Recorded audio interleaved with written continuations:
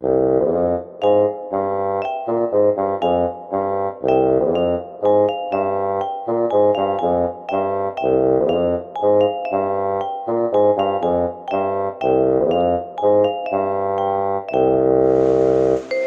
Video में मैं आपको रिवर्स के बारे में बताने जा रहा हूँ। ये रिवर्स के ऊपर दूसरी वीडियो है। कल के वीडियो में मैंने आपको रिवर्स प्रणाली के बारे में बताया कि हिंदुस्तान में किस प्रकार से नदियों को विभाजित किया गया है। तो वो 4 प्रकार की नदियाँ थी। उसी में से हमारा अगला वीडियो है वो नदी। आज सिंधु के बारे में हम बताने जा रहे हैं। सिंधु नदी, जिसको हम इंडस रिवर भी कहते हैं और हमारी पुरानी सभ्यता संस्कृति के नाम से भी जानी जाती है ना। सिंधु घाटी की सभ्यता, जिसको हम इंडस सिविलाइजेशन भी कहते हैं। तो हमारा जो वीडियो है वो सिंधु नदी के ऊपर है। सिंधु नदी कहाँ से बहती है, कहाँ से कितने किलोमीटर बहती है, कहाँ जाती है, ये सब मैं बताने जा रहा हूँ। ये नदी के ऊपर जो है दूसरी वीडियो है, क्योंकि अगर मैं एक वीडियो बनाता तो वो वीडियो काफ़ी लंबी हो जाती, इसीलिए मैंने छोटा छोटा करके बनाया हुआ। यहाँ पे है सिंधु नदी। सिंधु नदी को ही क्या बोलते हैं? इंडस नदी। सिंधु नदी को ही इंडस नदी बोलते हैं। ये तिब्बत के मानसरोवर झील के पास से सानो ख्वाबा हिमनद है, जहाँ से ये उत्पन्न होती है। कौन से हिमनद? सानो ख्याबा, समझ गए? सानो ख्याब, ख्याब ख्याब, समझ गए? तो ये हिमनद है जहाँ से निकलती है। हिमनद का मतलब क्या होता है? हिमनद का मतलब होता है मतलब बर्फ की नदी, बर्फ की नदी हो, वैसी नदी जिसमें बर्फ बहती हो। समझ गए? पानी भी हो, बर्फ भी हो, हिमनद। हाँ, उसको हम क्या बोलते हैं? हिमनद, है ना। ये जो है सानो ख्याबाब जो है वो सिंधु घाटी का उद्गम स्थान है, सिंधु नदी का उद्गम स्थान है। समझ गए? ये तिब्बत में है। कहाँ है? तिब्बत के मानसरोवर। अच्छा, जैसे मुस्लिम लोग हज को जाते हैं कि नहीं, है ना? काबा, मक्का, मदीना जाते हैं हज को। उसी तरह से हिंदुस्तान लोग के लोग जो हैं, हिंदू लोग जो हैं, है ना, सनातनी लोग जो हैं, वो कहाँ जाते हैं? वो मानसरोवर यात्रा पे जाते हैं। कहाँ जाते हैं? मानसरोवर यात्रा पे जाते हैं। हमेशा हमारा जो मानसरोवर यात्रा होता है उस पर हमारे दुश्मन चीन की पैनी नज़र होती है। क्या होती है? पैनी नज़र होती है। वो चाहते हैं कि तिब्बत को तो उन्होंने हथिया ही लिया है, वो चाहते हैं कि ये यात्रा भी रुक जाए। और सिंधु नदी जो है वो जा कर के अरब सागर में मिलती है। कहाँ मिलती है? अरब सागर में सिंधु नदी जा कर के क्या होती है? मिल जाती है। उसके बाद सिंधु नदी की लंबाई कितनी है? 2880 किलोमीटर। कितनी है? 2880 किलोमीटर। समझ गए? लेकिन भारत में कितनी बहती है? भारत में 1114 किलोमीटर मात्र बहती है। कितना? 1114 किलोमीटर। 1114 किलोमीटर कहाँ बहती है? भारत में 1114 किलोमीटर भारत में बहती है। बाकी जो डिस्टेंस हुआ वो दूसरे कंट्री में, यानी अर्थात पाकिस्तान में जाकर के बहती है। तो ये हमारा क्या था? सिंधु घाटी इसी के नाम पे हुआ है। किसके नाम पे? सिंधु नदी के नाम पे। समझ गए? किसके नाम पे? सिंधु नदी के नाम पे। और सिंधु नदी की सहायक नदियाँ कौन सी है? सतलुज। सतलुज के बारे में कल बताया था ना। सतलुज, चेनाब, रावी, ब्यास और झेलम, ये सब नदियाँ जो हैं किसके संगम में आते हैं? सिंधु नदी, यानी सिंधु नदी में आकर के मिलती है ये सब नदियाँ। समझ गए? सिंधु नदी की लंबाई कितनी है? 2880। कितनी है? 2880। और भारत में कितनी बहती है? कितनी लंबाई है इसकी? 1114 14 किलोमीटर। हाँ देखिए, सिंधु नदी के जल के लिए एक समझौता किया गया है भारत और पाकिस्तान के बीच। किसके? भारत और पाकिस्तान के बीच एक करार तैयार हुआ है, एक जो है डॉक्यूमेंटेशन किया गया है कि सिंधु नदी का जो जल होगा, ये इस समझौता को किसने किया था? जवाहरलाल नेहरू, है ना, जवाहरलाल नेहरू उस समय के प्रधानमंत्री थे। उन्होंने पाकिस्तान के साथ क्या किया? समझौता किया। समझौता क्या था? समझौता ये था कि जो सिंधु नदी का जल है उसका 20% जल कौन यूज करेगा? भारत। और बाकी जो 80% जल है वह कौन इस्तेमाल करेगा? पाकिस्तान। कौन इस्तेमाल करेगा? पाकिस्तान। समझ गए? पाकिस्तान यूज करेगा। हाँ, लेकिन हाल फिलहाल पाकिस्तान से हमारे रिश्ते अच्छे नहीं हैं, इसीलिए पाकिस्तान से हम लोग ये जल संधि तोड़ने वाले हैं। क्या है? तोड़ने वाले हैं।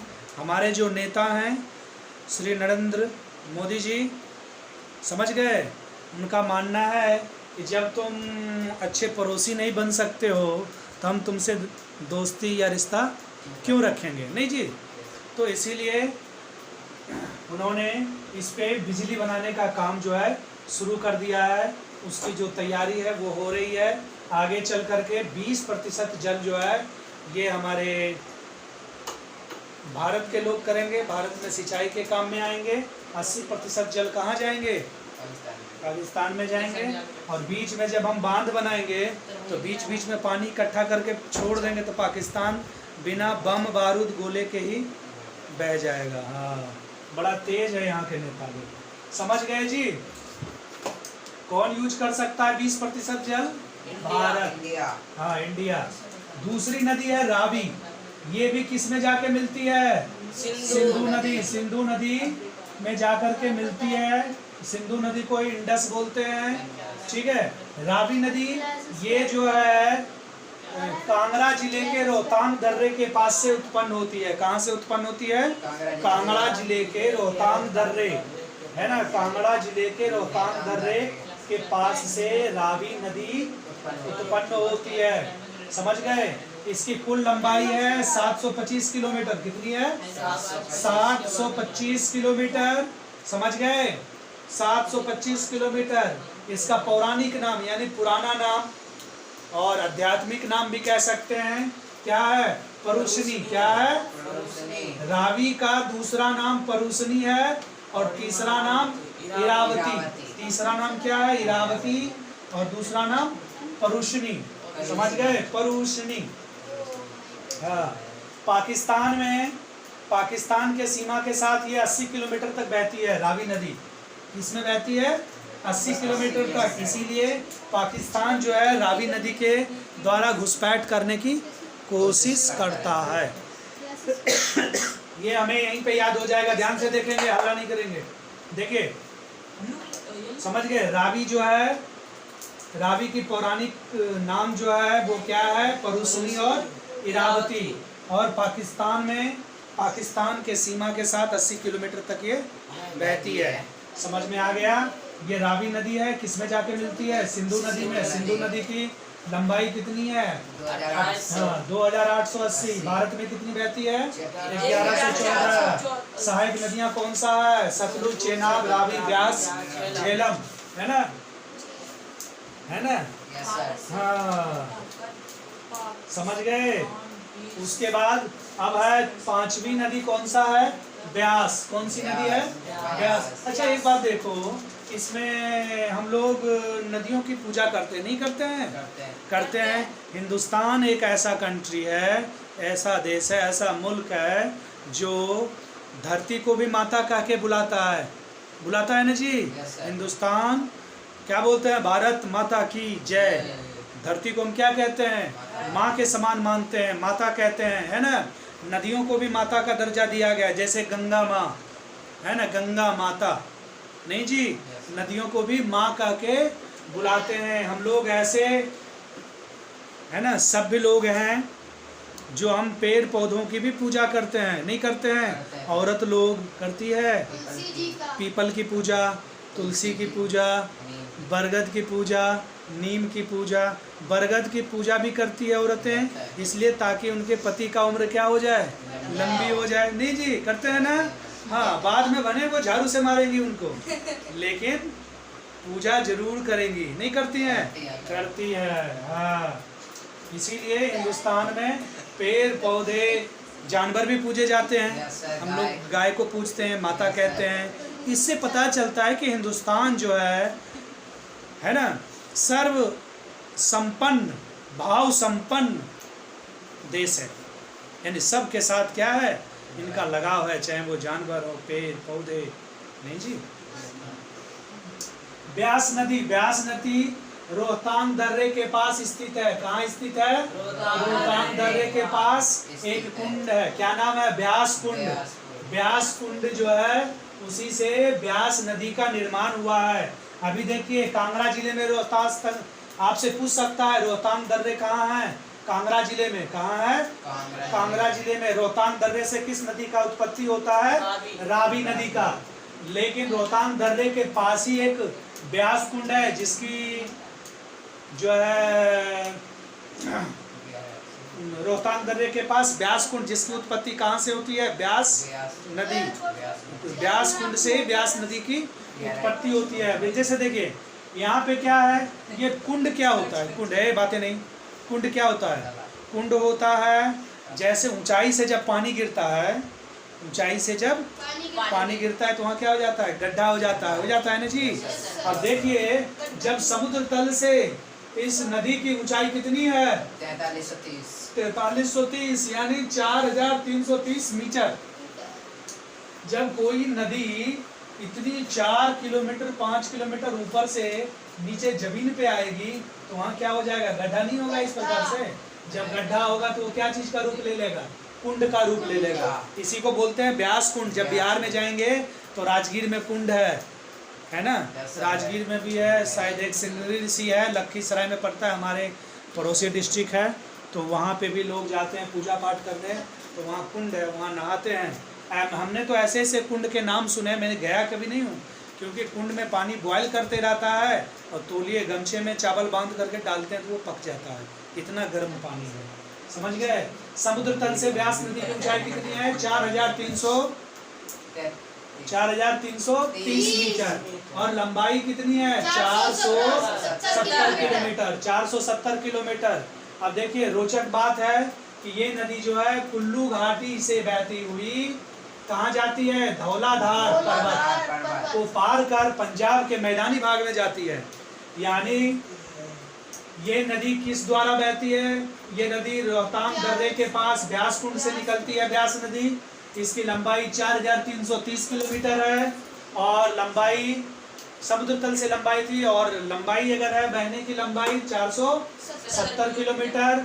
ये कुल्लू घाटी से बहती हुई धौलाधार पर्वत को पार कर पंजाब के मैदानी भाग में जाती है। इसका मतलब हुआ कि खेतों को सींचती है। यानी ये पानी कहाँ जाता है? सब पंजाब के खेतों में जाता है। पौराणिक नाम देख लीजिए, यानी पुराना नाम जो था, है ना, वो क्या था? अर्जिकिया। क्या नाम है? आपसे अगर कोई पूछ दिया ब्यास नदी का दूसरा नाम क्या है? अर्जिकिया। तीसरा नाम क्या है? बिपाशा बसु। बिपाशा बसु नहीं रे गधा, बिपाशा बसु हीरोइन है। बिपाशा क्या है? बिपाशा, है ना? समझ गए? ब्यास नदी के लिए पंजाब हरियाणा हमेशा लड़ते रहता है, बोलता है ज्यादा पानी हम यूज करेंगे, ज्यादा पानी हम यूज करेंगे। तो हम तो कहते हैं मोदी जी को कि जब पंजाब हरियाणा ब्यास नदी के लिए लड़ रहा है तो क्यों ना ऐसा किया जाए, सिंधु नदी पे बांधी बना दिया जाए, जो हमारा हिस्से का पानी पाकिस्तान जा रहा है वो पानी किसको दे दिया जाए? पंजाब और हरियाणा को, जिससे ये दोनों स्टेट के बीच, दोनों राज्य के बीच जो झगड़ा है वो क्या हो जाए? खत्म हो जाए। समझ गए? दोनों देश, दोनों राज्य जो है क्या करता है? आपस में झगड़ते रहता है। समझ गए? इसका केस जो है न्यायालय में पेंडिंग पड़ा हुआ है, अभी लोग लड़ते हैं। पंजाब की सरकार अलग लड़ती है, हरियाणा की सरकार अलग लड़ती है ना? अब है जो सिंधु नदी में एक और नदी मिलती है उसका नाम है झेलम। क्या है? झेलम है, झेल सके जो झेल ले, है ना, झेलम। समझ गए? पहले देखिए क्या था, हिंदुस्तान का जो है कश्मीर एक अभिन्न अंग है, नहीं है? कश्मीर तो अभिन्न अंग है ना। कश्मीर के लिए हम सर कटा देंगे, है ना, सर कटा देंगे एकदम। समझ गए? कश्मीर की बात भी कोई करेगा तो उसको हम चीर करके सूखने धर देंगे, मछली नहीं है एकदम। समझ गए? हाँ एकदम, समझ गया? कश्मीर के लिए घर द्वार सब छोड़ देंगे, नहीं जी? एकदम।